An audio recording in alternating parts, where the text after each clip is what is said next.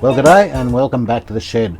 This is part 4 of this His Master's Voice model 411, and the chassis is pretty much going very nicely. It's pretty much finished, and I've been putting a lot of work into the cabinet. I'll show you that in a few minutes, but what I really want to have a look at today is this Bluetooth setup that I got from my friend Reg, and I want to get that running before I start trying to put it back in the cabinet.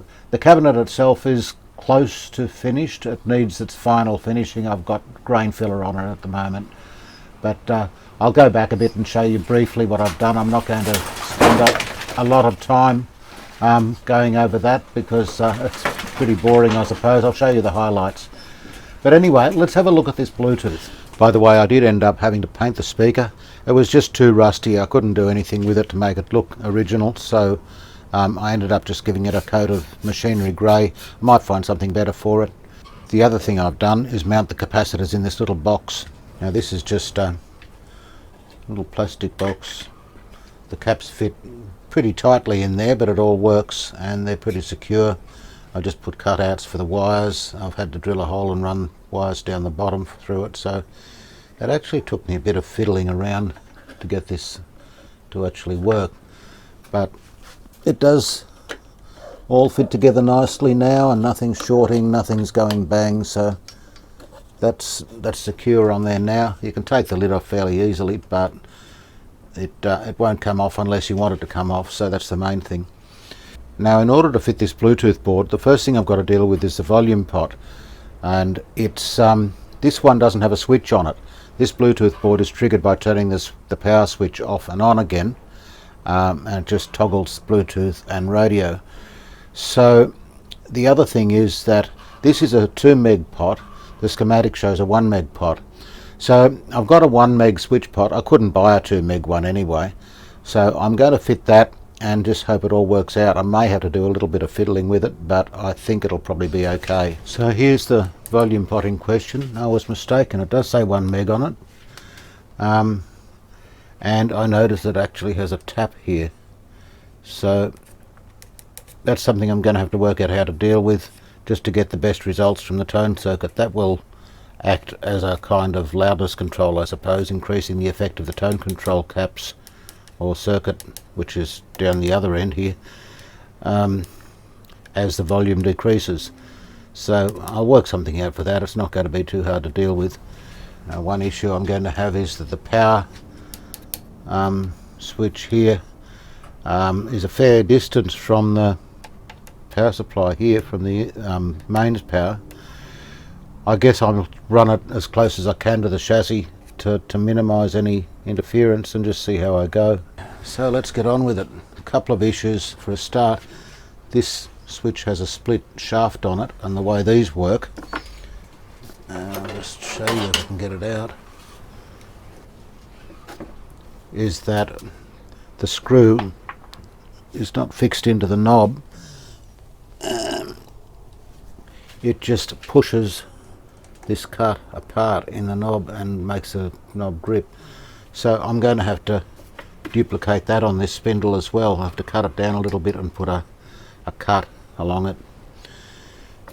But we do what we have to do.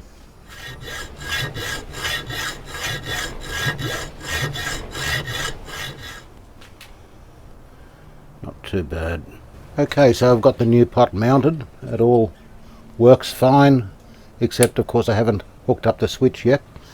The other issue I have to deal with is the tapping, which was attached to the other pot. Now, looking at the other pot, there's the tapping there, and it is 45k from the ground side of the pot. Okay, so looking at the schematic, and here's the pot. There's the tapping, comes off there, goes up via this switch to the various resistors, and that feeds up to the voice coil. The problem is that without the tapping connected, the tone control doesn't work at all. You may as well not have one. So there we go, we've got the cricket on, and turning the tone knob of course makes no difference at all. Richardson's got 2 for 1.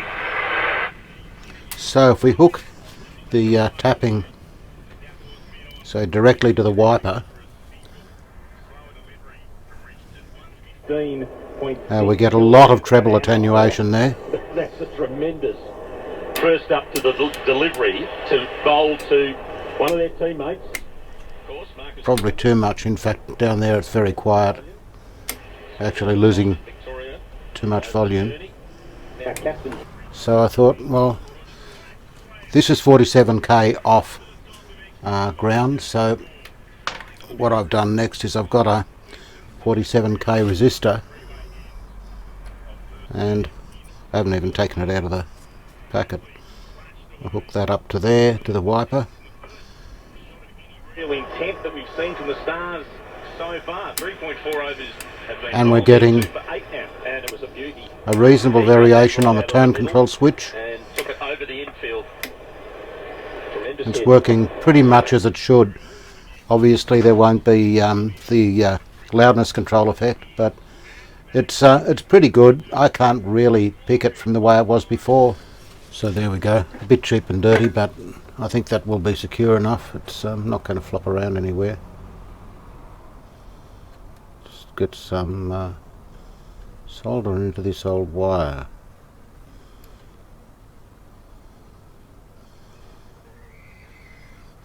Oh yeah, it's taking solder now. It was a bit reluctant. That's all right.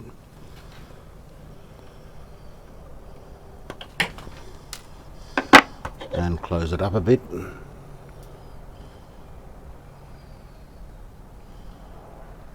Yeah, that'll be fine anyway. Okay, job done as far as the pot's concerned. Now I've got to worry about the mains power. Alright, well the switch is wired in. I've wired it into the neutral line, taken it from here, and I've run it as far away from anything that's going to pick up hum as I can. But and I think it will be alright, but looking at it, gee, it's pretty ugly. But for the moment it's functional. I'll probably come back to it and do something else with that. Now I've taken the 240 volt switched outlet out the side of the chassis here through a rubber grommet. That will go to the little transformer, to the power supply for the Bluetooth board, and to the Bluetooth module. Alright, now I've hooked it all up. What I've done, I'll just show you here. Here's the pickup input. It actually has one. So the signal path comes, well, here's the detector diode attached to the second IF. The signal path comes down here through this little network and onto the top of the pot. Pretty straightforward. There's also this branch off it which goes to here. So when you put the plug in for your record player, it joins these two together and the signal path from the radio is grounded. So that's pretty handy, because what this board does is when you put the power on it, a little relay closes and it grounds the signal path from the radio to ground. It has a wire that you attach to the radio audio coming out of the detector, and it also has a wire attaches to the audio input and one to the chassis ground, and it just shorts the radio to ground. I hope the output's going to be enough. It doesn't have any kind of amplification on it, it's just straight out of the Bluetooth board. Okay, so I've run these wires out the back of the chassis through the pickup plug. This one is chassis ground, this one is the audio from the radio, and this is the signal from the Bluetooth going in. Okay, the radio's working. I guess in terms of availability of learning. So now if I turn it off and on again, we should get the Bluetooth happening. We've still got radio at less volume, but there's still, okay, so that's half volume. Have access to information. That was full volume, so it's attenuated, but it's not gone. I don't know what's going on there. It's yeah, okay, look, what I'll try and do anyway, I'll put a signal into this Bluetooth. So I've got my phone here. Bluetooth is on, and ARC86B, that will be it. It says it's connected. Okay, and the little LED is on solid. So now I'll find some music to put on, something that won't get me in trouble. Okay, on YouTube I've found this amateur guitar cover. I don't think I'm going to get in trouble for copyright with that, so I'll put that on play.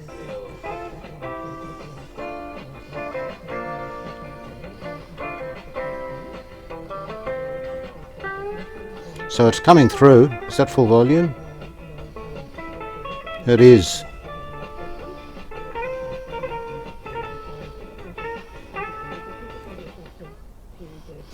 So, but we still have radio going on through it.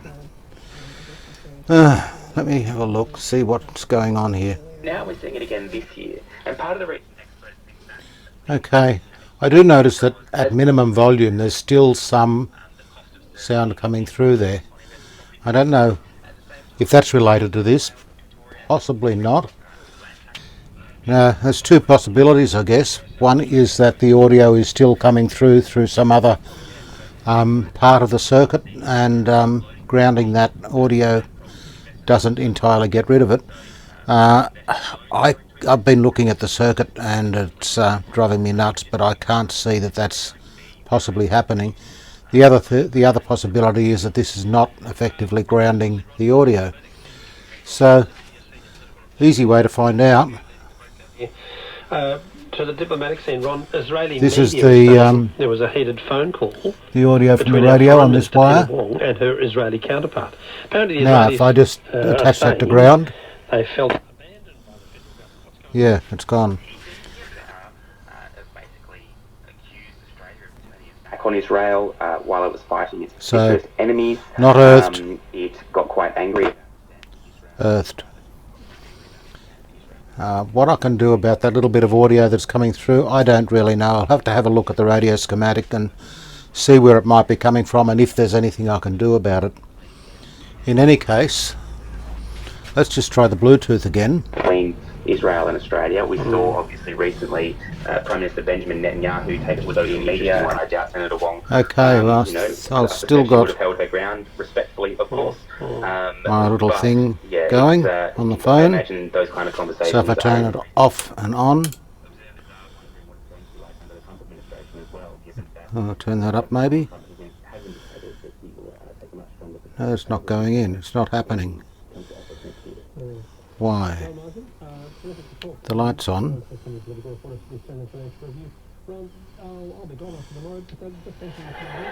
Ah, yeah, we do have audio. This is something else now, but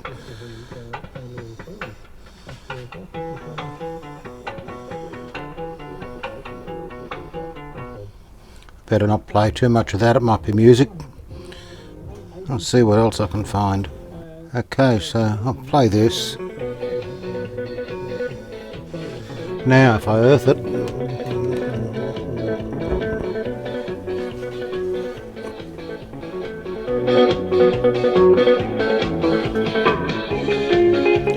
take the earth off.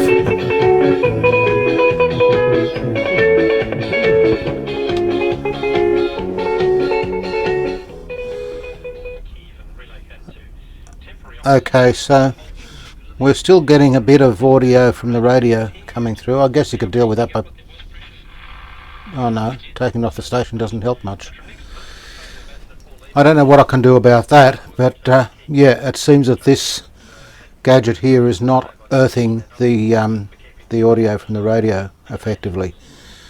So I guess we have to have a look at that. Now I don't have a schematic for this thing. I might just have to see if I can trace through the circuit and see what's going on. Okay, so I looked that little relay up. It had the numbers on it, HFD 4/12. So I looked that up and I found this diagram of it. It's a Chinese thing, of course. I couldn't find much more on it. Quite a few for sale, but no specifications or anything. But anyway, it's obviously a straightforward relay. There's the coil and two normally closed contacts, and these two presumably close when the coil's energized, although the orientation of the coil normally shows the movable contact moving towards the coil when it's energized. I don't know. Okay, so I've got the radio on, so there's power onto this, but I've disconnected the input wires from the radio. This red one is the audio in. This is connected to the radio audio, and it will be grounded when we turn it on. So I'm just going to hook a meter up to it. Ground. And it should not be grounded at the moment, so we'll see what we've got. Yeah, that's showing open at the moment. Now, if I turn that off and on, that should connect. Nope.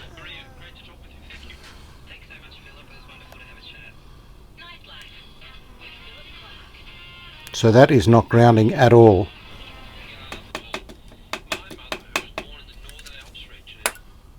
Now I presume the other set of contacts is used to turn the audio on and off to the input, and that seems to be working fine, so one set of contacts is working, presumably. I might need to take this board off and see if I can do some circuit tracing, but I'm wondering if that relay is just not functioning.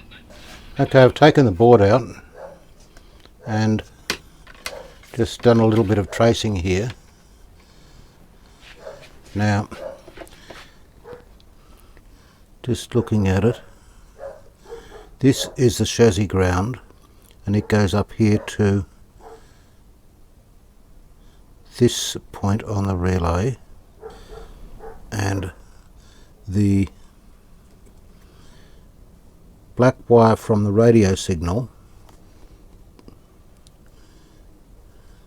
comes in on here and goes through this capacitor up to here, comes out at that end, and it goes to here as well as down here. So when the relay is energized, this should be connected to this, and presumably when it's not energized, this one should be connected to this one. So I'll just check that. Okay, so there should be no connection between this and this at the moment, and there isn't, and there should be a connection between these two, and there is 0.1 of an arm, but that'll be my probes.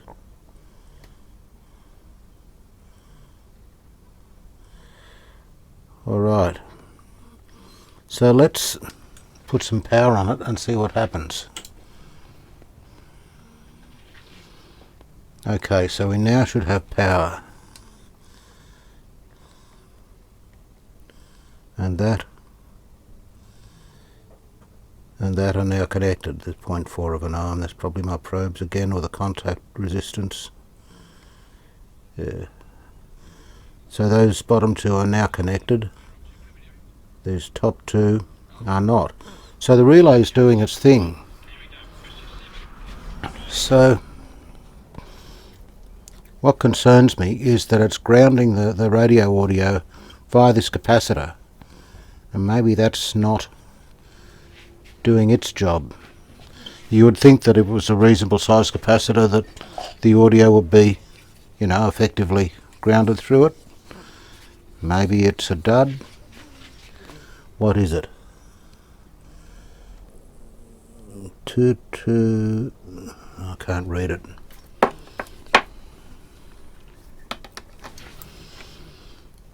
Maybe this spotty old magnifier will do a better job. 22 blob 6 something 30 volts. I'll see what it measures.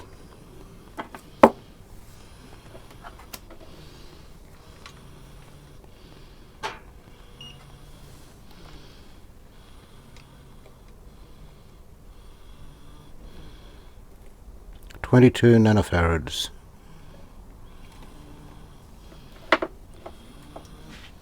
So it's a 0.022 microfarad. Maybe it's not enough. What if I shorted it out? I don't think it would be terribly detrimental to anything. Okay, so I've hooked it up with clip leads We'll probably get some hum, but too bad. So now if I turn it on, that's flashing, so I have to connect to it again. Okay, it's connected. And I think we're on Bluetooth. For us. Yeah, Samuel. that's normal radio. We should now be on Bluetooth. And we still have sound coming through. Okay. Now find our music and push play.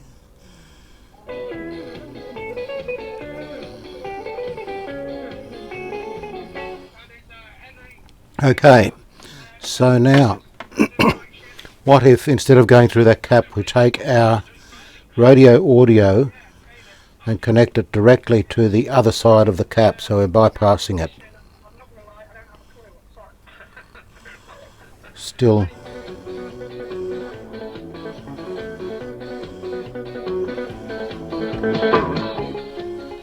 no, we still do have that little bit of bleed through, but it's not. Now if I take that off,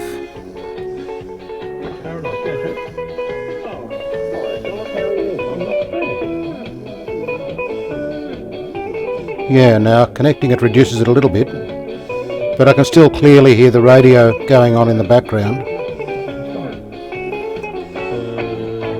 But if we put that on there, we've now lost the radio. Apart from that little bit of audio coming through, and that's a separate issue. I don't know what that's about. So I guess our options are to delete that cap altogether or put a bigger one in. Either way, that's obviously not sufficient to handle the audio coming through and ground it effectively. So progress. Then I'm going to have to find out why we're getting that audio coming through the radio. Skyhook's first #1 single in Australia. Okay, so minimum volume, and I'll take the microphone over there. One calling? No. Sorry, Anne-Marie, no, it's not correct. It is minor, but it's annoying, and that will continue during Bluetooth reception, so I'll have to see what I can do about that. Okay, so I've been looking at the problem of the audio bleeding through when we've got the Bluetooth on, and I found on Kevin Chant's website a full circuit description, and the relevant bit is here. So AVC voltage is applied to the RF converter and IF valves on both wavebands. Okay. The maximum control voltage derived from the AVC diode, which is fed from the IF plate, is applied to the RF and converter states. But the IF valve is controlled by the rectified signal voltage from the signal diode. Okay, so here's a signal diode, and I've marked this path in red. It goes up to the second IF, and we've got audio coming down here. Goes through R17, which I think is 50k from memory, through this cap and onto the top of the pot. But the main thing here is, it says this voltage simultaneously serving the purpose of the AVC voltage is also applied to the 6B8G audio frequency valve. Okay, so here's the AVC diode, picking up its signal from the plate via this cap here. It goes down here and off to the IF and RF stages, but it's also applied directly to the grid of the 6B8. It doesn't go through the wiper, straight to the grid. So my idea, and I don't know if this will work, it's all theory at this stage, is to perhaps ground this AVC line as well. Now obviously I can't just tie them both together and ground them, that causes problems. Now this system here, the signal diode, is very effectively being grounded by this line here. It goes straight to the audio coming out of here. So you don't get much more grounded than that. It's dead, that's gone. So I think what we're hearing has to be audio superimposed on this AVC line here. Okay, so that's the theory. Let's see if it works in practice. Now, this here is the base of the 6K7, and the plate is on pin 3. It's attached to this piece of wire here, this bare wire, which runs across to the first IF, as you'd expect. Now, the capacitor, which bleeds off the signal to the AGC, or AVC I think they call it, is this one here. It goes straight to the diode, the AGC diode of the 6B8, and I'm up to this resistor network up here and further onto the chassis. So this is as good a place as any to connect it. This gives a connection effectively directly onto the to the non-hot end of this cap, and I've just run it out through the top of the chassis for convenience. Okay, here we are, the radio's warmed up and working. Here's our yellow clip lead which goes to the AVC diode line. This is our radio audio, the one that goes to the top of the pot off the signal diode, and this is ground. So obviously we connect this to ground. Well, yeah, I mean, we lose the radio signal, or the bulk of it. But you can hear there's still some audio coming through. Now, if we now connect the AVC diode line to ground, it stops. It's completely gone. No sound at any volume level. And we should, let me see, here's the audio in. We should hear a bit of grid hum there. And we do. So the Bluetooth will be fed into that. So that seems to work. I'll take that off. Can you dive to the idea of comparing yourself to others and how we should... Now, out of curiosity, I thought I'd check some voltages here. So, black to ground. So we're on a strong station here, and this is just without anything grounded or whatever. And we've got -5 volts on the grid. Now, if we turn that off the station, it goes down, we're down to -2.3, 2.4 between stations. If I disconnect the aerial altogether, -0.4 of a volt on the grid.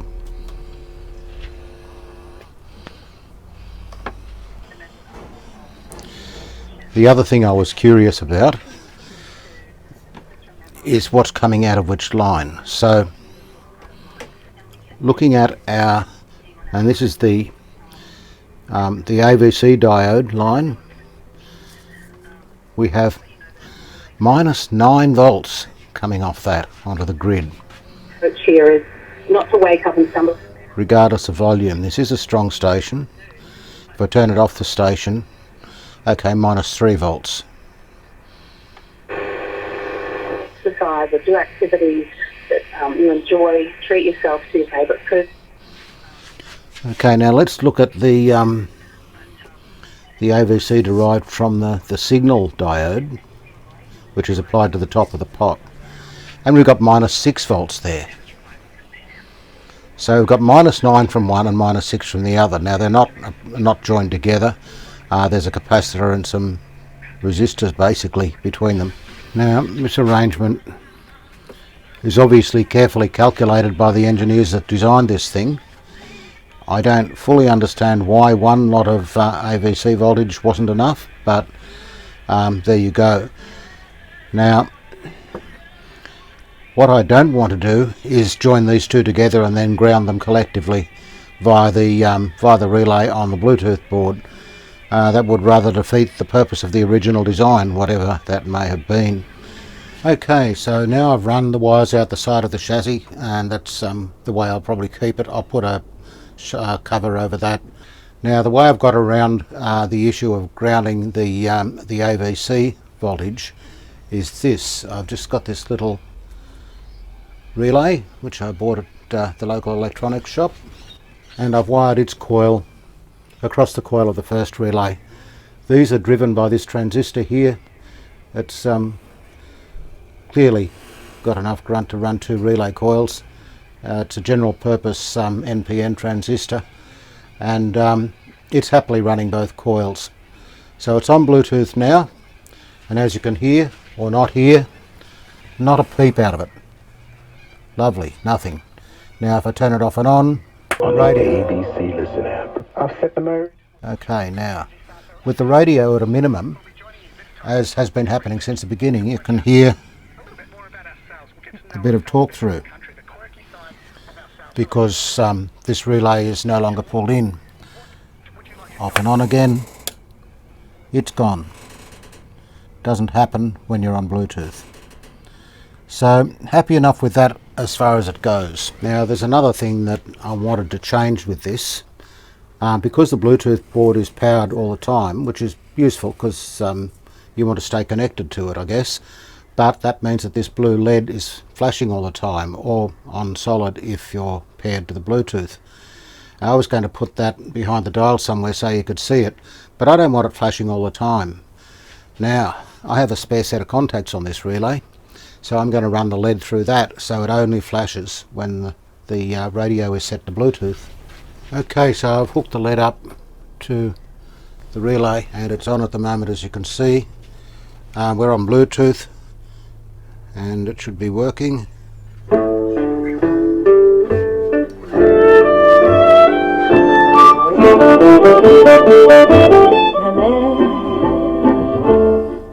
Better not play too much of that, it might be music. Already you're joining us on radio on ABC Sport for this and big bash no LED between the Scorchers and the Heat.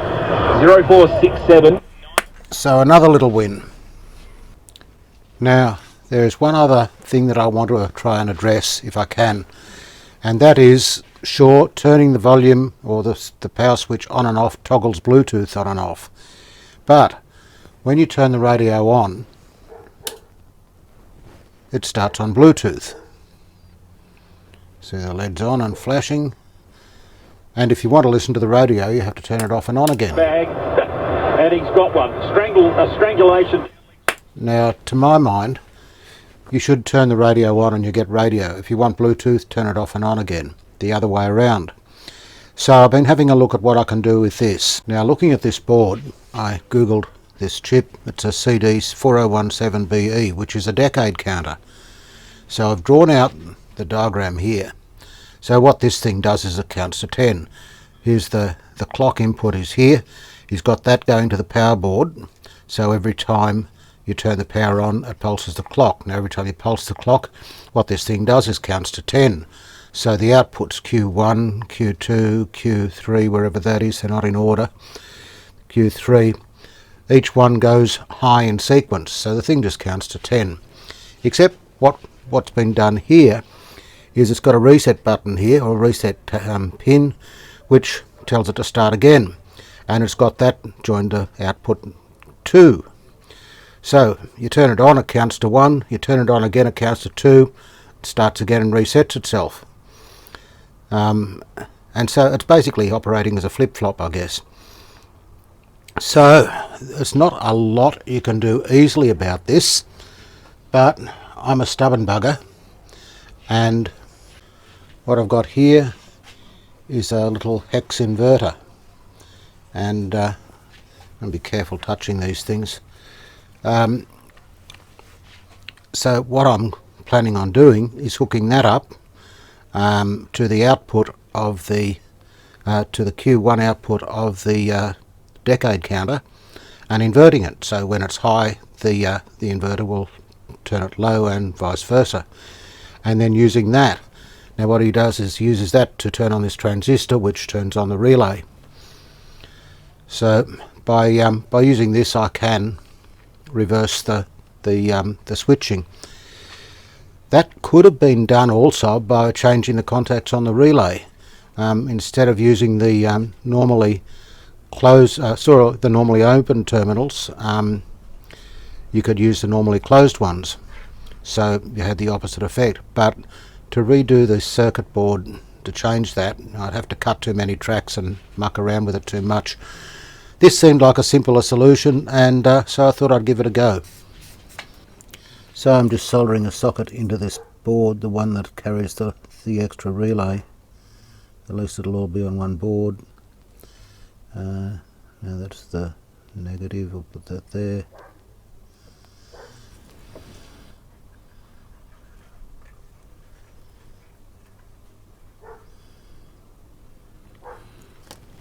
That is the right way around, isn't it?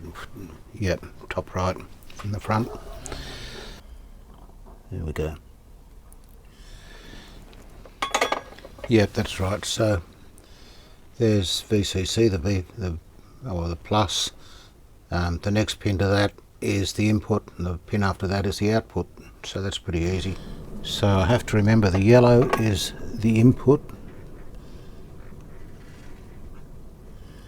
and the white is out. Where to put the white wire? I had one here. There it is.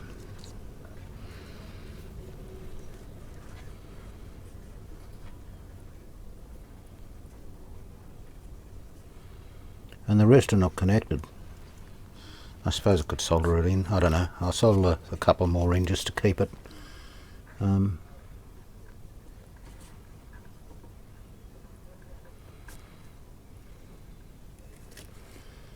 Keep it anchored. There we go, that'll do. So I guess I should take the chip out before I go messing with it.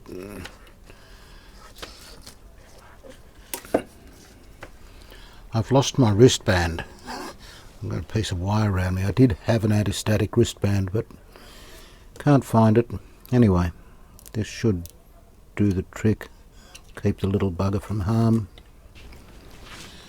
Okay, so here we go. Turning it on. And we don't have a flashing LED. That's promising. Just wait for the radio to warm up. The mentality of that just leaves me cold. I know if that's worse, or tailgating is worse.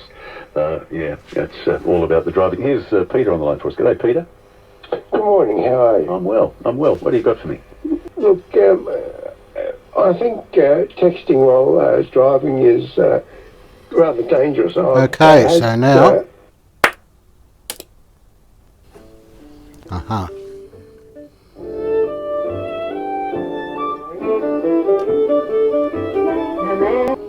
better not play too much of it. That might be music, get me into trouble. It's working as it should, I guess. The radio came on first.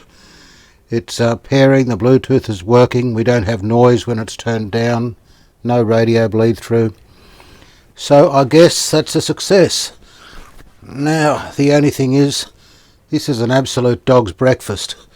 And, yeah, I know it's a mess.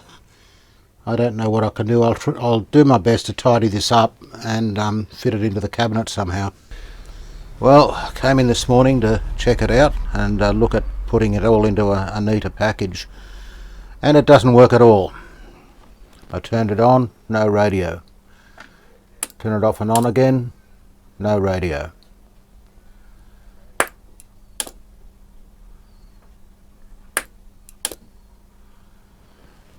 So, what do we do? I think I'll take this off and put it back the way it was. I've been looking at it, I can't see anything come off or anything like that. I don't think. We'll just have to see. Okay, I've disconnected this inverter thing from the board and put it back to the way it was. Just left the wires out for the moment. And coming on to Bluetooth, of course. Off and on. And when it warms Something that up... happened in your game and you received next to no punishment for. 0467 920 222. Let's get the pulse of the nation, Pezza, now. Off and on. And we should be on Bluetooth now.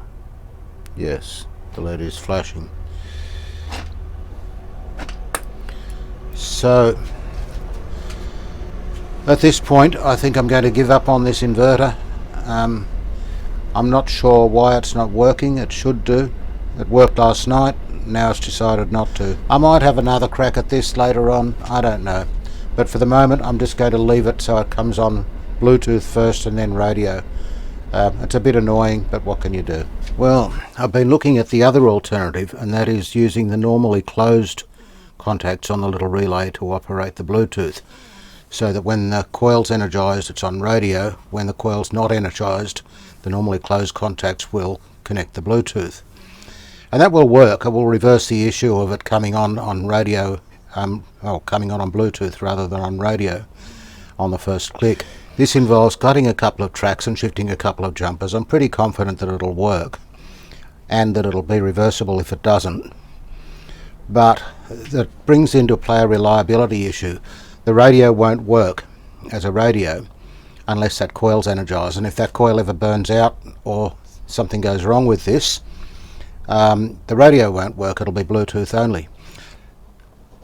I think I'll put it back together as is for the moment, and if it really annoys me, I'll swap it over. I've got notes here on what needs to be changed, so that won't be too hard.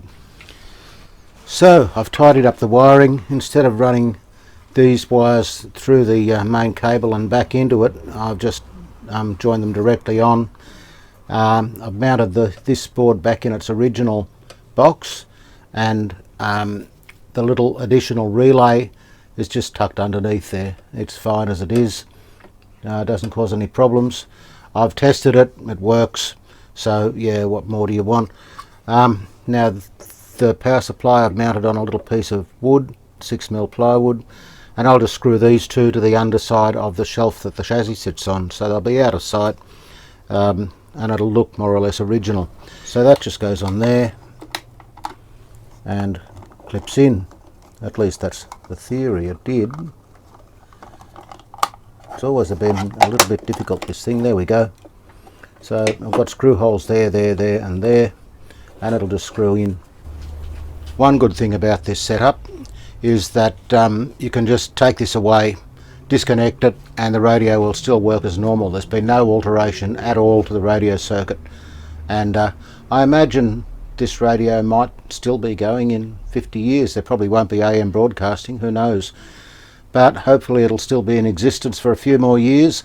And I don't know what's going to replace Bluetooth. That's what people are using at the moment, but who knows what people will be using in 20 years time.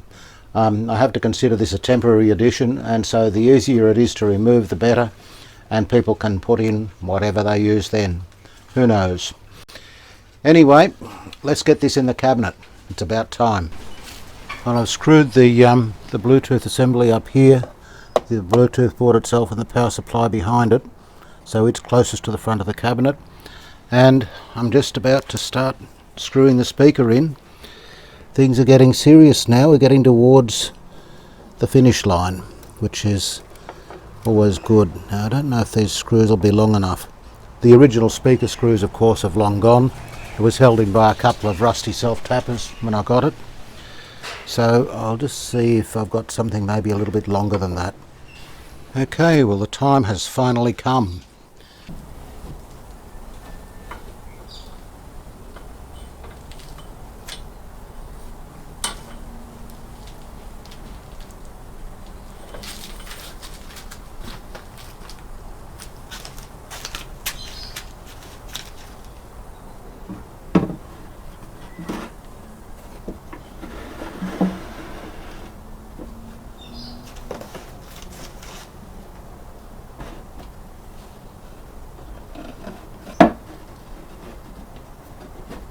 That's going in well. Well, there it is, back in the cabinet, and it looks pretty original. I have done a bit of work on the inside of the cabinet here. I don't usually go overboard on the insides of cabinets. I like to keep them original, but this one was so disgusting I ended up rubbing this back and giving it a coat of shellac and tidying it up a little bit. This is the only obvious sign of the Bluetooth, looking at it from here. But looking underneath the board, there's the Bluetooth setup in there. I could probably tidy that up a little bit. Now, I covered the first part of the cabinet restoration in the last video, but I left it to the point where it was pretty much structurally done, but I didn't cover any of the refinishing. So I'll just take you back for a quick overview of that. I'm not going to dwell on it a lot. There was a lot of work involved, but I don't want to show it all, it'll take the whole video. So here's a quick overview. Now I think most of this should scrape off, so I've got this nice and clean and sharp.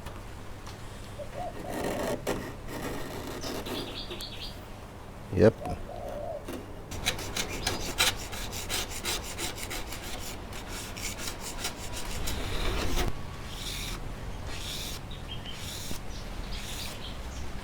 This side had some very deep cracks through the end grain here, which I've filled.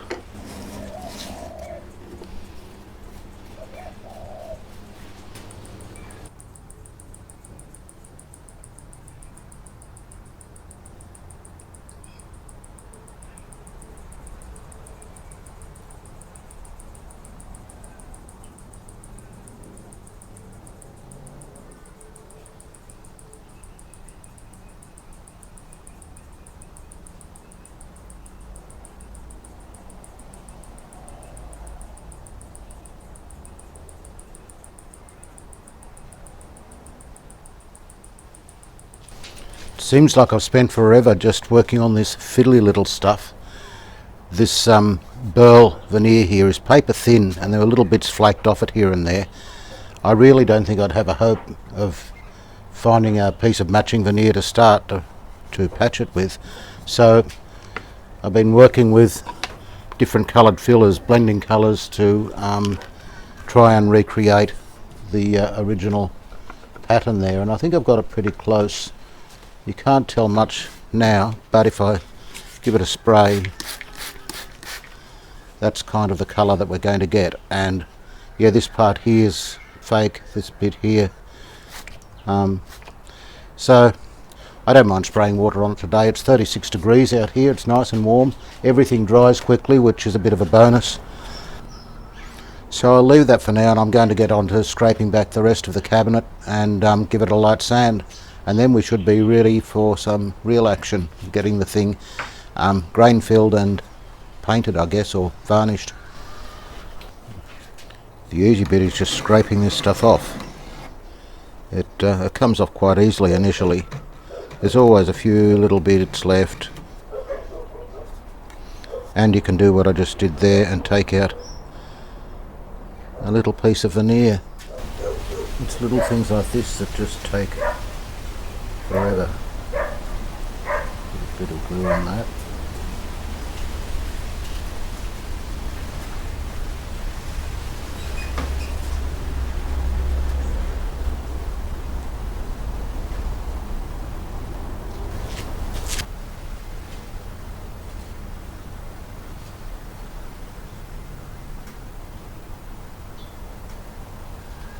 There we go. So I've given these side panels a coat of shellac and let it dry, and that helps to bring out the colour and give me an idea of how the colour balance is going to work and what needs attention. So now for the top and the front panel. These are the really critical bits. I'm just going to give them a coat. This is quite thin shellac. I don't have a lot of shellac in it. It's thinner than the sort of mix that you would use for French polishing or something. So these are sanded back. Let's just see how they turn out. That's quite a dark colour, but there's no stain on these at all. This is raw timber, so I can't really make it any lighter, even if I wanted to. It will lighten as the shellac dries.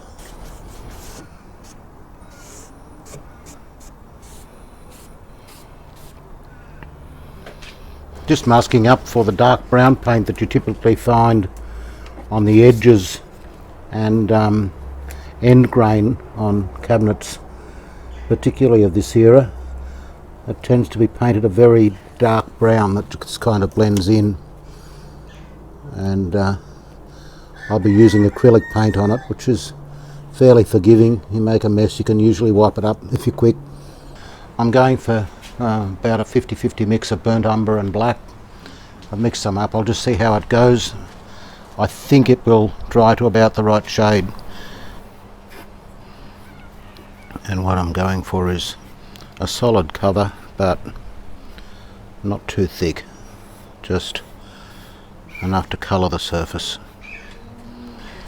Okay, that's done, so time to pull this masking off before it sticks too hard. Don't want that to happen, and hopefully without damaging any of the veneer. And that's looking good. I always think this is the most satisfying part of the job. Well, there we go.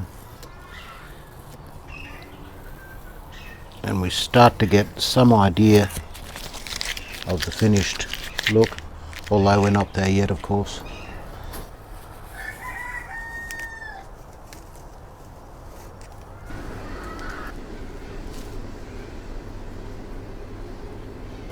So now I'm putting sanding sealer or grain filler on the areas that I wanted at least, and at last we get to see what the final colour will be like, although this will be sanded and recoated.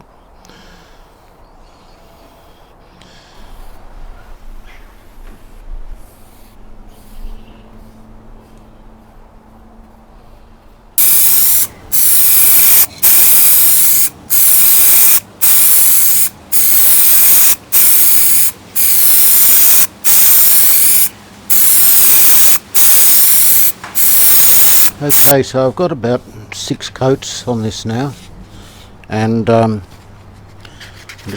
been rubbing it back a little bit already, but I'm just going to go over it with 1200 grit. I've been over it with 600, and this will just, won't take much off, but it will just flatten the surface a little bit more before I go polishing it. I'm trying out this product called Paint Doctor, which is from Repo. They make automotive polishes and things, and this one is basically, it's a cutting compound, but it has some carnauba wax in with it, so it basically applies wax and cuts at the same time, and it's for taking scratches out of your car and whatever, of course, but I thought it might work on this. I've tried it on another radio, a smaller one, and it seemed to do quite a good job, so here goes nothing.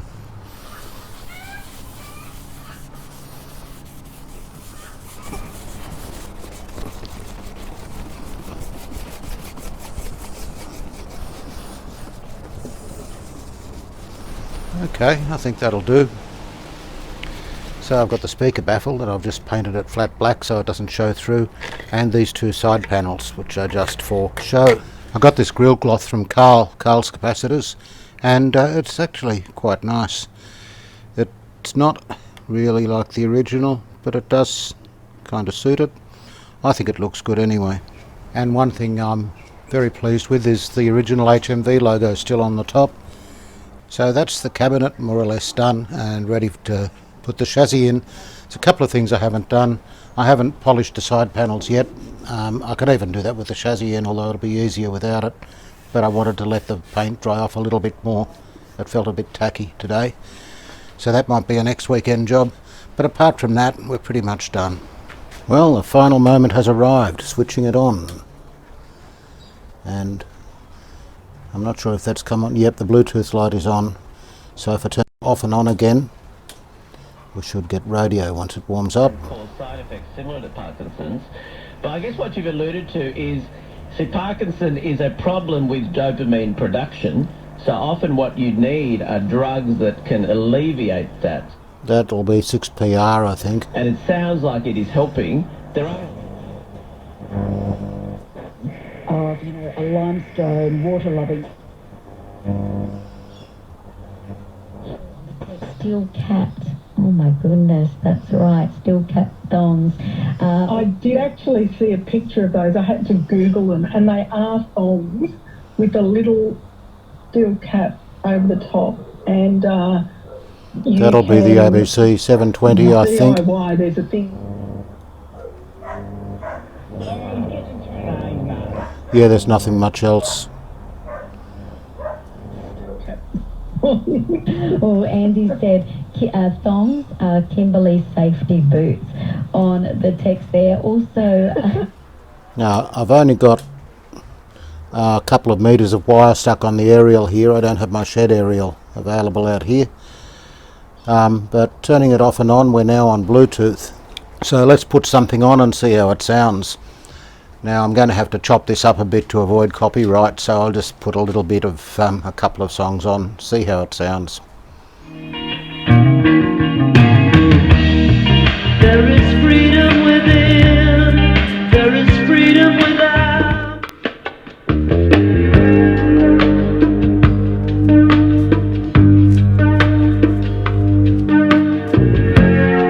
Now the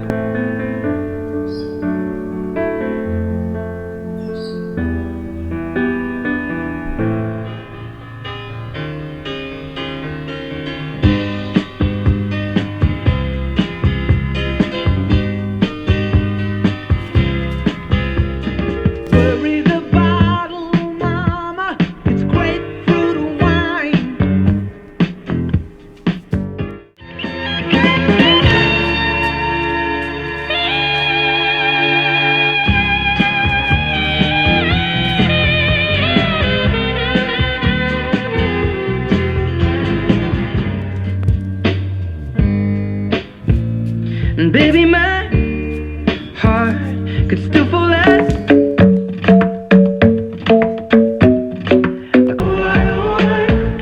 I'm in love with your body.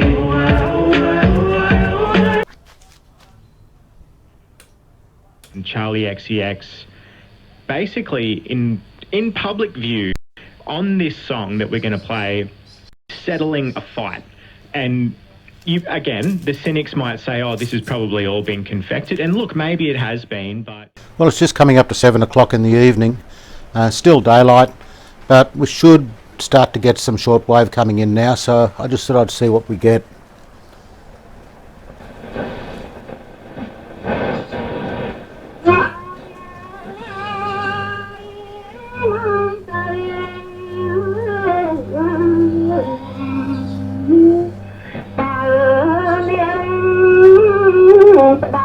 That's about enough of that.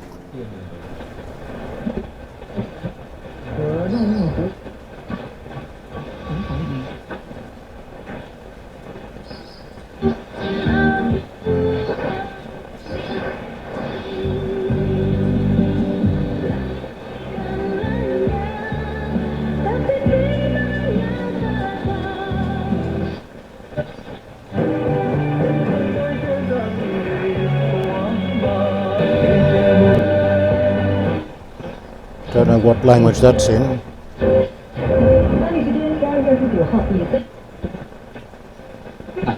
Ini menjadi tempat yang juga digunakan oleh para wisata asing begitu, Sopan. That's Indonesian, at least. Soalnya kalau wisatawan asing yang banyak pergi ke tempat sana, pastilah di sana juga berkata banyak.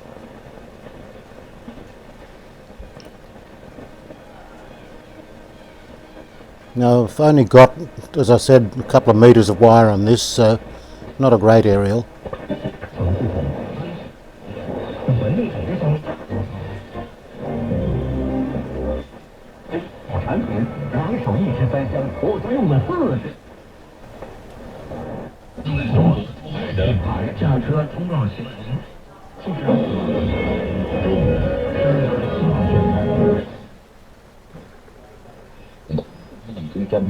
Đã chính thức công bố, trong đó tổng tàu diễn là Vô Đối, phó tổng tàu diễn là Triều Đài Trị và Dương Cận Hồng. Đội ngũ sáng tạo Gala Mừng Xuân năm 2025 sẽ kiên trì nhập định. Chắc là có nghĩa là bỏ thằng gì, người của dân bom nhà rồi, họ đã cần đừng có bằng nam như sao. Đồng chí là Hải Nam thằng si ạ.